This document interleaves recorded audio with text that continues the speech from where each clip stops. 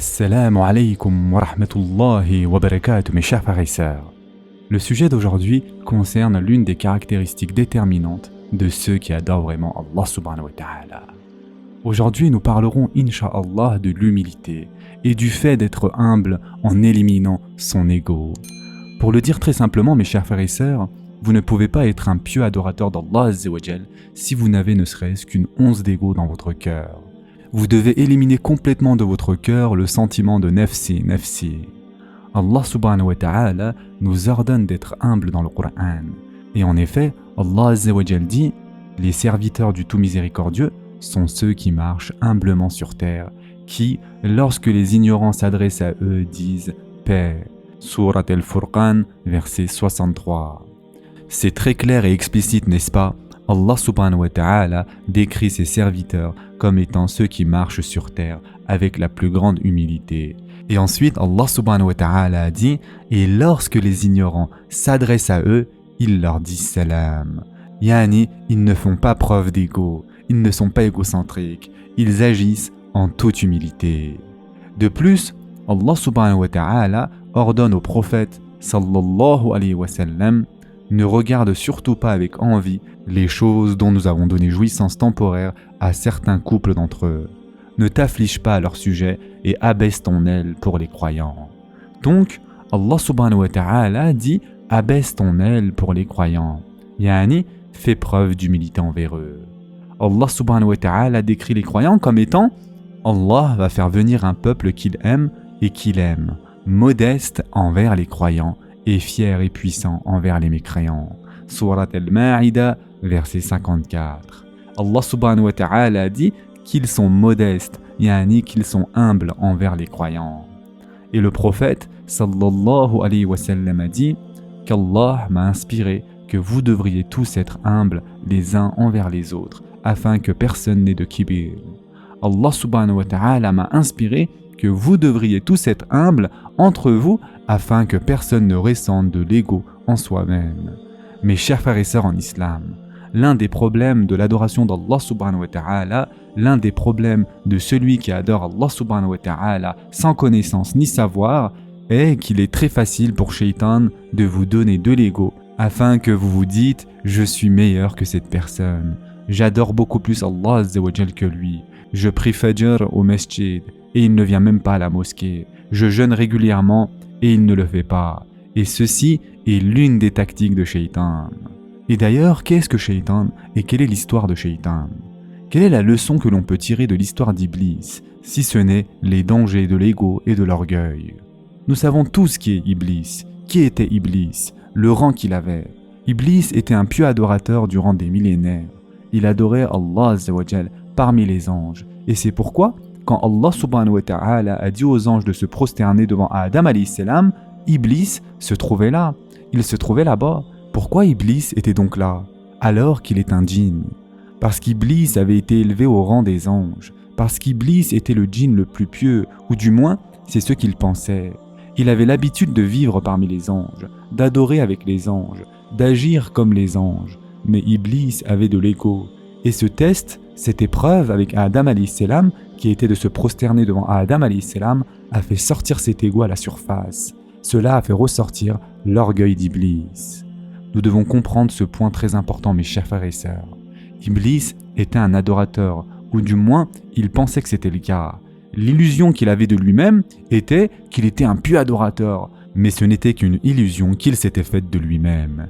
Il s'est fait croire à lui-même qu'il était pieux et saint et puissant. À la minute où le test est arrivé, il a échoué lamentablement. Mes chers frères et sœurs en islam, Allah subhanahu wa ta'ala nous enseigne et enseigne aux prophètes d'avoir de l'humilité. Quand Moussa alayhi salam s'est levé parmi les bénis Israël, quelqu'un a dit « Es-tu le plus savant ?» Moussa alayhi salam a dit « Oui, je suis le plus savant. » Le prophète sallallahu alayhi wa sallam a dit qu'Allah subhanahu wa ta'ala a envoyé Jibril immédiatement et il lui a dit de dire à Moussa alayhi salam « Comment oses-tu dire que tu es le plus savant? Il y a un de mes serviteurs par le nom de Hudr, il a des connaissances que tu n'as pas. » Moussa alayhi salam a alors fait preuve d'humilité. Idem avec Sulayman alayhi salam. Le Coran nous dit quand Sulayman regardait les oiseaux, les animaux et tous les djinns, Peut-être que quelque chose est entré dans son cœur. Et Allah subhanahu wa ta'ala a envoyé un tout petit oiseau, un hudhud. Et le hudhud a dit « J'ai des connaissances que tu n'as pas.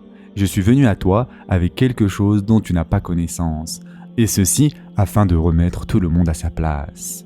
Notre prophète, sallallahu alayhi wa sallam, a vécu une vie humble, plein d'humilité. Son style de vie représentait l'humilité, à un tel point que lorsque les gens entraient dans la mosquée, ils ne pouvaient pas le distinguer de ses compagnons. Les gens n'arrivaient pas à reconnaître qui était le prophète, sallallahu alayhi wa sallam, et qui étaient les sahaba, radiallahu anhum. Il s'habillait comme eux, il mangeait comme eux, il parlait comme eux. Il était si humble que n'importe quelle personne pouvait aller lui demander de l'aider s'il en avait besoin. Les petites filles, les petits garçons venaient à lui pour lui demander de l'aide pour leur corvée. Les dames âgées lui demandaient de se retirer pour pouvoir parler d'un problème personnel, et il faisait en sorte de résoudre leurs problèmes. Il était si humble qu'il n'avait pas un entourage et des gens autour de lui qui s'occupaient de ses besoins.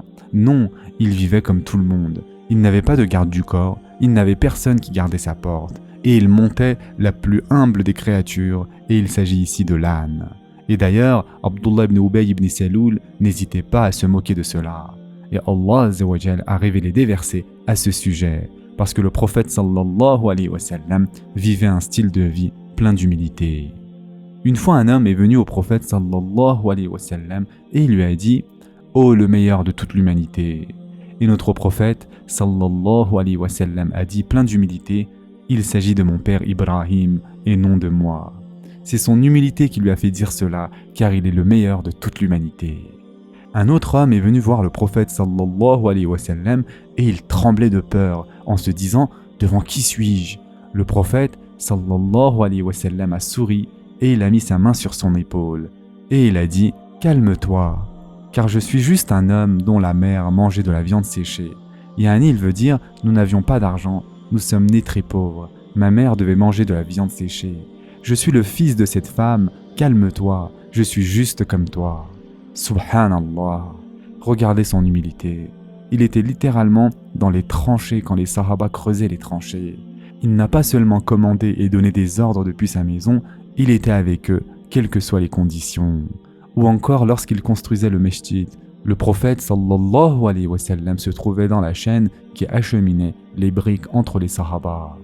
Quand ils étaient à Tabouk et qu'ils devaient partager un chameau pour 3 personnes, Ali et Abbas radiallahu anhum ont dit « Ya Rasulallah, tu dois être sur le chameau, nous allons marcher, ce n'est pas un problème. » Le prophète sallallahu alayhi wa sallam leur a dit « Non, je suis juste comme vous, et nous allons utiliser le chameau à tour de rôle, chacun son tour. » Voici qui était notre bien-aimé prophète sallallahu alayhi wa sallam, et il est notre modèle à suivre. Mes chers frères et sœurs en islam, concernant le voyage vers l'adoration d'Allah Azza wa Jal, vous devez être particulièrement conscient d'avoir cet ego en vous. Ne pensez pas que vous n'avez pas d'ego et que c'est une erreur. Ebu Yazid el-Bastami a dit que pour éliminer l'ego et ressentir de l'humilité, cela signifie que vous sentez que vous êtes le plus pécheur de l'humanité. Vous devez sentir qu'Allah Azza wa Jal vous a donné tellement de choses et qu'Allah Azza wa Jal vous a permis tellement de choses, mais que vous avez échoué comme personne d'autre n'a échoué. Si vous ressentez cela, eh bien c'est le début de l'humilité. Mais si vous ressentez le contraire et que vous vous dites « Je suis un pieux adorateur, je prie le tahajjud, je lis 2 juz par jour », eh bien là, il peut y avoir un problème. Quel genre de personne s'agit-il ici si ce n'est quelqu'un qui alimente son ego et son self-esteem? Mes chers frères et sœurs en islam, faites attention à ne pas tomber dans ce piège. Faites attention à ne pas vous sentir supérieur aux autres. Tout ça pourquoi? Parce que vous pensez être la personne la plus vertueuse du monde? Le péché du kibir, mes chers frères et sœurs, est l'un des plus grands péchés. Ne soyez pas orgueilleux. Ibn Taymiyyah a dit « Le mutakabbir est pire que le mushrik ». Yani, celui qui a l'arrogance, le kibir, est pire que celui qui adore les faux dieux. Pourquoi? Parce que celui qui a le kibir n'adore jamais Allah. Il agit comme Iblis. Et celui qui a le shirk, parfois il adore Allah, parfois il adore autre qu'Allah. Subhanallah. Regardez comment il analyse ceci. Et c'est pourquoi notre prophète sallallahu alayhi wa sallam a dit que quiconque qui a une once d'orgueil et d'arrogance, les portes du Jannah lui seront fermées. Vous n'entrerez pas au Jannah si vous avez du kibir. C'est pour cela qu'il est très important dans ce voyage vers l'adoration et la purification d'éliminer le kibir. Et nous allons conclure avec ce hadith, mes chers frères et sœurs, qui est très terrifiant et il est particulièrement pertinent pour ceux d'entre nous qui veulent devenir plus purs, pour ceux d'entre nous qui veulent se rapprocher d'Allah Azza wa Jal. Ne laissez pas le shaitan vous égarer. Ce hadith, mes chers frères et sœurs, a été rapporté par Abu Daoud. D'après Abu Hurayra radiallahu an, le prophète sallallahu alayhi wa sallam a dit: il y avait 2 hommes parmi les bénis Israël qui ne suivaient pas la même voie. L'un d'eux était un pécheur et l'autre était une personne qui faisait des efforts dans l'adoration. Celui qui faisait des efforts dans l'adoration ne cessait de voir l'autre commettre des péchés et il lui disait: arrête de faire cela. Un jour, il l'a vu en train de commettre un péché et il lui a dit: arrête de faire cela. L'autre lui a dit: laisse-moi, par mon Seigneur, est-ce que tu as été envoyé pour me surveiller? Alors l'autre homme a dit: par Allah, yani, wallahi, Allah ne va pas te pardonner et il ne va pas te faire rentrer dans le paradis. Alors les âmes des 2 hommes ont été prises, c'est-à-dire qu'ils sont tous les 2 morts. Et ils ont été rassemblés auprès du Seigneur des mondes qui a dit à celui qui faisait des efforts dans l'adoration: est-ce que tu savais ce que j'allais faire ou possédais-tu ce qu'il y a dans ma main? Et il a dit au pécheur: va et rentre dans le paradis par ma miséricorde. Puis il a dit concernant l'autre: ramenez-le dans le feu. Abu Hurayra radiallahu anhu a dit: je jure par celui qui détient mon âme dans sa main, il a prononcé une parole qui lui a fait perdre sa vie d'ici-bas et celle de l'au-delà. Qu'est-ce que nous apprenons ici, mes chers frères et sœurs en islam? L'adorateur des bénis Israël, celui qui allait tous les jours à la synagogue, s'est senti supérieur au pécheur. Et il a dit: wallahi, Allah ne te pardonnera jamais. Il s'est senti supérieur à cette personne et il a mentionné le nom d'Allah.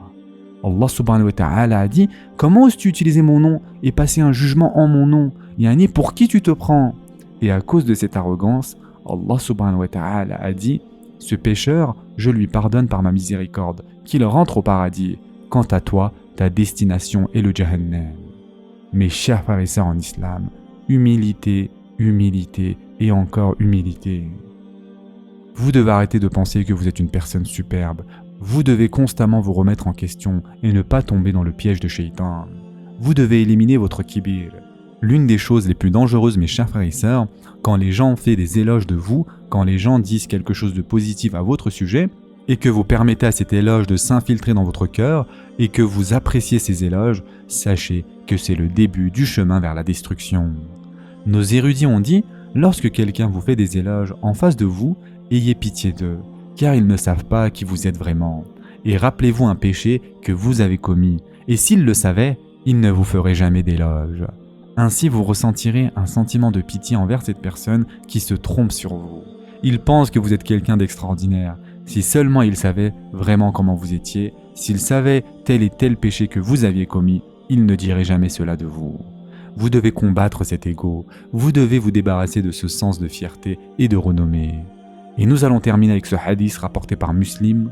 Notre prophète sallallahu alayhi wa sallam a dit: personne ne s'humilie devant Allah sans qu'Allah ne l'élève en rang.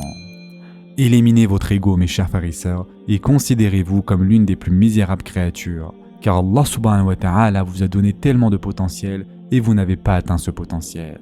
Cela devrait être notre philosophie et notre attitude. Si vous vous sentez autrement, si vous ressentez un sentiment d'ego, un sentiment de fierté, un sentiment de droiture, alors vous marchez sur le chemin de Shaitan. Débarrassez-vous de cela et humiliez-vous pour l'amour d'Allah subhanahu wa ta'ala. Et si vous le faites, Allah Azza wa Jal élèvera vos rangs. Ce sera tout pour aujourd'hui. En attendant, prenez soin de vous mes chers frères et sœurs et à très prochainement, Inch'Allah.